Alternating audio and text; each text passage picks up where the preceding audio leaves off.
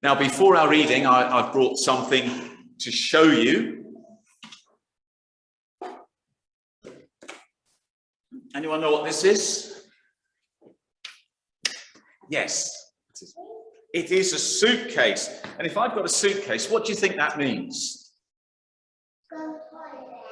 Going on holiday or going on a journey. You're absolutely right. Going on holiday or going on a journey. And our story today, you see, is about a man who went on a journey. He went away for quite a long time, in fact. So I wonder what I would need to take with me if I was going on a journey. Do you want to see what's in the suitcase? Do you? Okay, well, maybe you can come out and help me take some of the things out of it.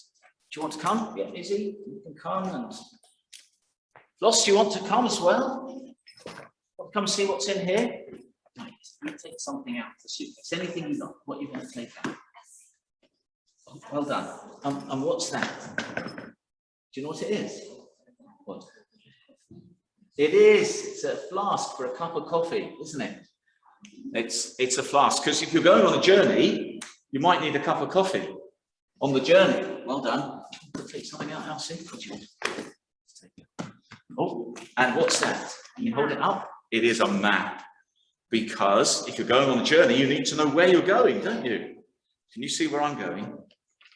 This says I'm going to Italy, to Tuscany. I would love to go to Tuscany again. That would be so nice. I promised Naomi one day I'm going to take her to Tuscany. Yeah. Do you want to come and take something out? I'll come to you, shall I? I'm just going to cross here a minute.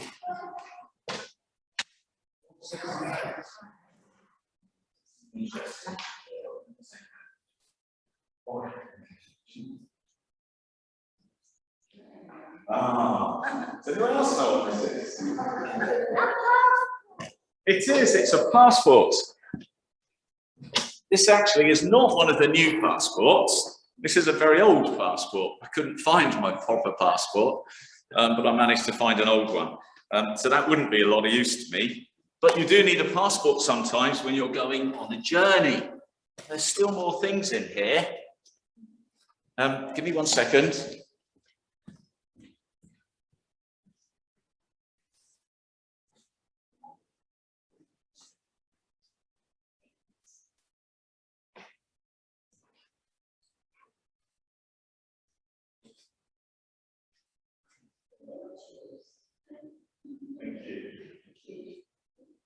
Well, they chose my swimming trunks because I'm always hopeful. Whenever I used to go on business trips, I'd always take my swimming trunks in the hope that there'd be a pool at the hotel. I love to go swimming, although I haven't been for a while. One or two other things I've got in here. Anyone know what this is? Yeah, it's a hot water bottle.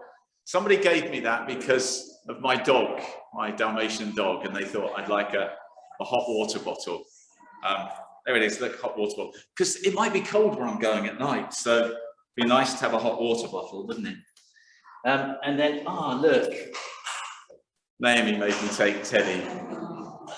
Naomi said, when you go on a long journey, you always have to take Teddy with you. So there he is, there's Teddy. And what else have we got? Oh, what do you think that is? It is, it's sun cream, isn't it? Because it might be hot during the day. And there's also a hat because you've got to keep the sun off. It's important. And yeah, you've got to keep your teeth clean if you're going on a journey. And last thing, what's this? It's a camera. Because if you're going on a journey, it's nice to take lots of photographs, isn't it? Then you can show everyone when you come back. Have a slideshow. Okay, so lots of things to take on a journey. We're going to hear about the man in the Bible who went on a journey. And Mary is going to read for us this morning.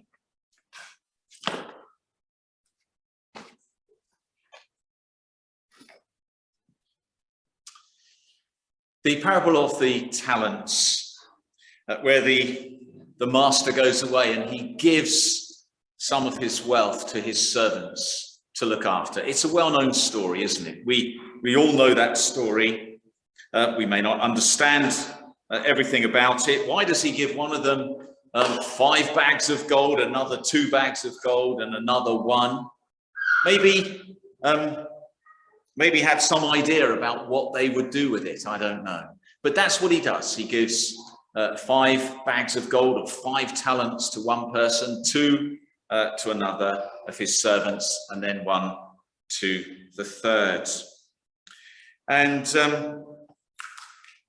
we all know that the important message of that parable is what the servants do with the wealth that has been entrusted to them.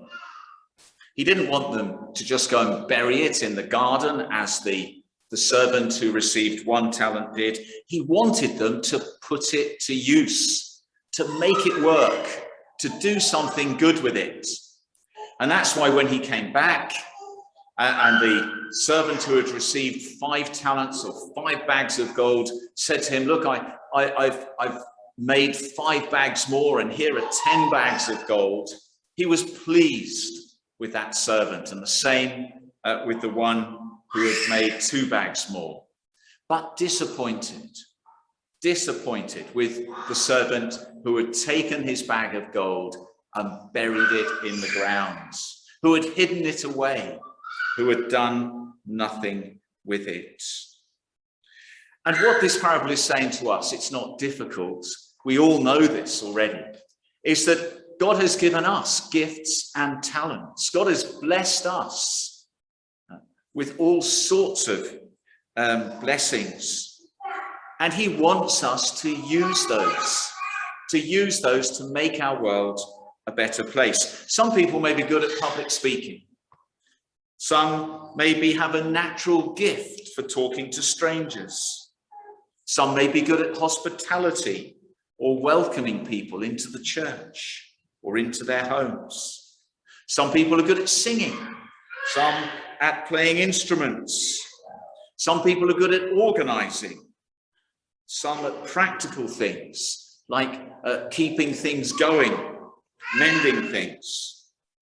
We are all good at some things, and it's different for each one of us. But whatever we are good at, this passage is reminding us that God wants us to use our time and our talents to do something with them, to make good use of them. And I've spoken now twice in the last couple of weeks about a time and talent survey. And if you read the email that I sent out yesterday, you'll know that I've now issued the time and talent survey. We have it here. It looks like this. And it lists a whole load of things that we need to do to make our church work. And